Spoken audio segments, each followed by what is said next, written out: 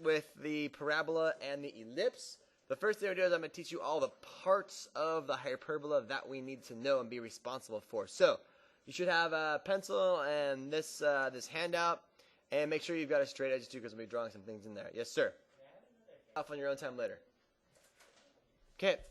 At the very beginning, or just like the other two, ellipse and parabola, every single hyperbola has a center. So we'll put the center on here and we'll label that with a first center. And I'm going to put it kind of high. Okay, so leave yourself some space. So we have a center, that's right there. Alright, obviously that makes a whole lot of sense. Just like before with the ellipse, there are two vertices.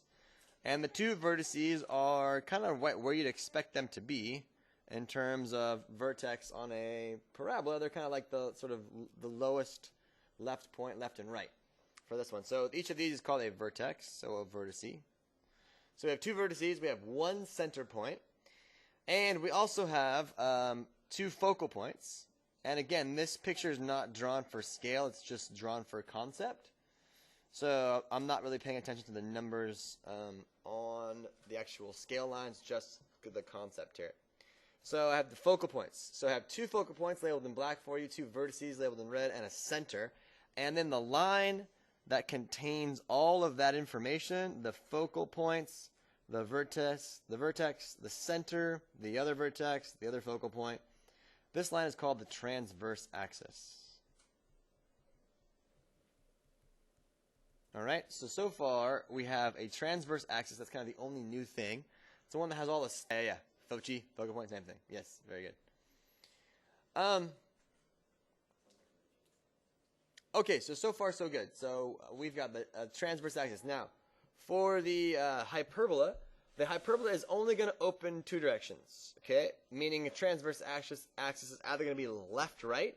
So this is a left-right hyperbola, and the hyperbola, I should also mention, the hyperbola is only the red graph right here. That's the hyperbola that I'm highlighting for you, okay? This piece right here. The other two pieces, this blue and this green line, those are the asymptotes for the hyperbola. I'm going to talk about those in just a second. So for us, okay, when we look at our cheat sheet here for the hyperbola, it's either going to be a left-right transverse axis or an up-down transverse axis. So you want to have this out and handy while you're working on these hyperbola questions. Okay, and there's a standard form for the equation centered at 0, 0, or centered at h, comma k, wherever it happens to be. Right now we're just focusing on 0, 0. Next week we'll get to h, comma k. So I want to point out we've got a left-right transverse axis or an up-down transverse axis, and that's all we've got. So back to our little lesson here, let's define some points, okay? The distance from the center to a vertex is still going to be defined as a units. So center to vertex is still going to be a units. Center to focal point is going to be defined as c units. So what's the other letter I'm missing from the ellipse that we had? B, right? Okay, so B is going to be the distance from the center to the top and bottom of what we call the hyperbola box. Okay? So this is going to be B. So what we're going to do is we have enough information to create this box that goes left and right A units and up and down B units for this particular case hyperbola. So B is going to be center to the top of this box here. And that's really, there's really no name for it. It's called box. Or that's what I call it. So we have A, we have B, and we have C. And we have this relationship between A, B, and C that says that C squared has to be A squared plus B squared. And that, of course, is also on your relationship graph for your hyperbola here down here. About step. That's good. Okay, so what's the point of this B and A stuff, right? Well, do you see this? Do you see this line here, this asymptote? Every single hyperbola has two sets, or a set of asymptotes, two different asymptotes. And all they are lines, right? So every single line has a slope, and every single line has a y-intercept. Well, for this blue line here, what is the y-intercept of this blue asymptote for the hyperbola? 0, very good. And what is the intercept for my green line here for the asymptote of this hyperbola? 0. 0. So all I need to do is find the slope of this line, of this blue line. So to get to this point here, I would go up how many units? No, not numbers, letters. How many units up? How many units over? Over a. So this is the equation y equals b over a x. And then plus 0 because the y-intercept is 0. So if this one is b over ax, what do you think this green one is? Exactly, y equals negative b over ax. And that is exactly what it's telling you down here. The asymptotes, y equals plus or minus b over ax. And notice that the equation for the hyperbola centered at 0, 0, there's a minus sign in between them, right? So back when the ellipse was, when we were talking about the ellipse, we knew that whichever number was bigger, right, the a or the b, whichever one that was under, that told you if it was a left, right, or an up, down. Hold on one second, please. For the hyperbola, whichever a or b, whichever one is positive, which is technically still bigger, but we say whichever one is positive, that's the one that will tell you if it's transverse left, right, or transverse up, down. So as an example, right, the a is positive because it's the x squared over a squared is the positive term. So since it's under the x, I've got a left, right hyperbola. The a squared is positive. It's under the y squared, so I'm going to have an up, down hyperbola. Okay, see the difference between the two? Yeah? No? I don't know. You guys aren't saying anything. Yes or no? You're still not saying anything. You guys got it? Okay, well, here. So what's the role of this A and this B? Well, check this out, okay? So here I have a hyperbola that I've graphed for you, right? A basic standard left-right hyperbola. And right now, the value of A and B is the same. It's at negative, or it's at 3, or it's at negative 3, right? But watch what happens when I move these asymptotes around. Well, that one's not very good. Let's move it over a little bit more, okay, like that. So what does this do to the shape of the hyperbola? Yeah, exactly. Let's so you can see it, right? So the asymptotes sort of define how the hyperbola is going to be shaped, right? That's a more wide-shaped hyperbola, and then this is a more narrow-shaped hyperbola. You guys see what that does? So the asymptotes kind of define for you how to draw the hyperbola. That's why they're important. Okay, that's why we have them in part of the parts of the hyperbola. Okay, this will all make a little bit more sense once we start to work these out. So let's try an example together. Okay, we're going to find the standard form of the equation of hyperbola. Focal points at negative 3, 0, 3, 0, and vertices at negative 2, 0, and 2, 0. Sketch and label all the asymptotes. Okay, so let's just begin by putting some information onto the graph. A vertice is at negative 2, 0.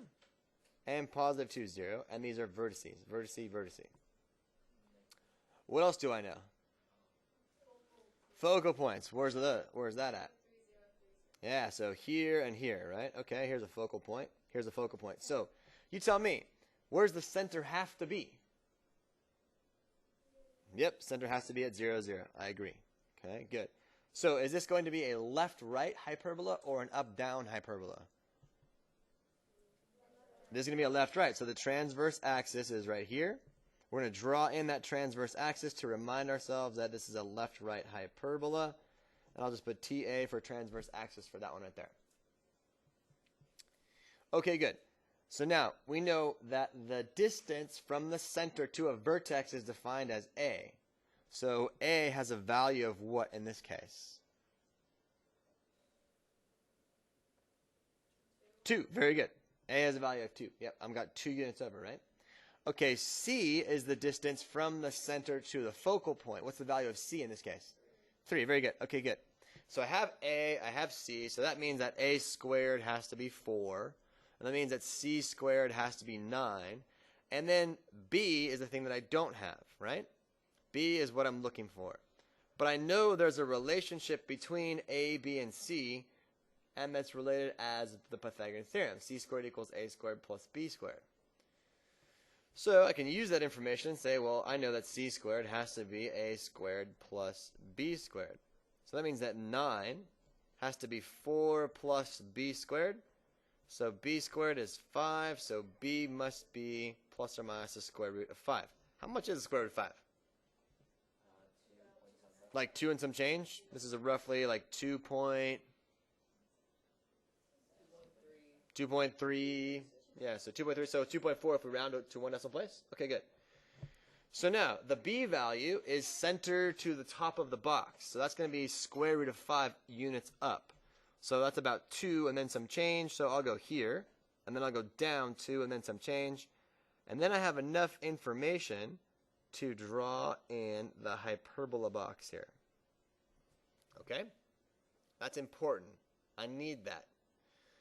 The reason I need that is because that gives me how wide my parabola is going to be, right? It's going to give me how wide is it going to be. So what I do is I connect from diagonal to diagonal, and I draw in my asymptotes for my hyperbola here. That's one of them. And then connect from diagonal to diagonal. And that's the other one. So we're going to find the equation of those asymptotes. So I got to figure out, it goes through the center, it goes up a certain distance, it goes over a certain distance. That's my slope. So what's the distance? How far up did I rise from 0, 0? How many units up did we go? What's the value of b top of the box? Yeah, square root of 5 or 2.4. So the slope of this line, this asymptote, or the equation for this asymptote is y equals square root of 5. How far over did we go? 2 units, right? So square root of 5 over 2x. That means this one has to be y equals negative square root of 5 over 2x. You can also take note that I give you the equation for the asymptote right here, where it says asymptote right underneath it. Plus or minus the b over ax. So you could also use that. But I kind of just rather look at the graph and see what I have. Okay, once I have my center, vertices, focus, asymptotes labeled, I have enough information to sketch the graph of my hyperbola. So you want to start the vertex, come down, meet the asymptote, and extend below. And then likewise, start the vertex, go up, meet the asymptote, follow out. Come down, meet the asymptote, and follow down. Okay, it should be on the back. So it says here, sketch the hyperbola. Well, first off, what's the first thing you notice? Yeah, this is not in standard form at all. So we're going to make it in standard form. So what should I do to put this in standard form? Yes, Lauren? Divide by 16, exactly, because we want a 1 on the other side, right? Divide by 16. Okay, good. So I have 4x squared over 16. How does that simplify? Yeah, x squared over 4 minus y squared over 16 equals 1. Now we're in business. Okay? So just from looking at the equation, is the x squared over 4 positive, or is the y squared over 16 positive? Which one's positive? Yeah, the x squared over 4 is, right? So that tells me it's going to be a left-right transverse axis. So that means that the value of a squared is 4. So that means that a is a value of 2. B squared is 16. That means that b is a value of 4. And c squared is a squared plus b squared. So c squared must be 20. Very good. Yep. So that means that c is equal to plus or minus square root of 20 is 2 rad 5. Is that right? 2 rad 5, which is approximately, who's got a calculator? 2 rad 5. 4.8? 4.6? Yep, so this is about 4.47. So we'll say 4.5, be a little more accurate. Okay, good. All right, great. So this thing's centered at 0, 0, so I'll put the center on there. It's a left-right transverse axis, so I'll put the transverse axis on. Feeling pretty good now. Good. I know that a is a value of 2, so I go 2 units left and right. And that tells me what? The location of what? The vertices or the focal point? Vertices, very good. Focal point is at 4.5, so I'll go over 4 and then a little bit more. There's a focal point. And then 4 and then a little bit more. There's another focal point. So I have my 2 focal points, my vertices, I have my center. And then B is this distance from center to the top of the box, which is 4 units. So I'll go up 4, down 4. And then I've got all the information to draw my box. Now, it's not necessarily going to be a square every time. Like in this case, it's a rectangle, right? Even though we get into the whole conversation of squares and rectangles, it doesn't necessarily have to be equal, A and B. All right. now that I have the box drawn, I can then go diagonal to diagonal through the center and draw my asymptote, and then diagonals from diagonal through the center and draw the asymptote. So, question is, what's the equation of this asymptote here? Well, I went up 4 units, I went over 2 units. What's the slope of that line? Up 4 over 2. 2. So that's going to be y equals 2x. Good. That means this has to be y equals negative 2x. Good. So I have all the information now. Start the vertex, go up, meet your asymptote, and go out. Start the vertex, go down, meet your asymptote, and go down. Vertex, go up and out. Vertex, go down. All right. Well, first of all, this is a up-down, right? You're welcome. So for an up-down, which one are we going to use? We're going to use the top one or the bottom one for up-down transverse axis? The bottom one, right? So we're going to say y squared over a squared plus x squared over b squared equals 1. Whoops, sorry, minus. Okay? Now, do we know any of these? What's that distance? That distance is 3, right? Okay, good. So that means I'm going to have y squared over 3 squared. Dang, why keep writing plus? Minus x squared over b squared equals 1. So far, so good? So all I really need is this b squared thing, right? And then I'd be done.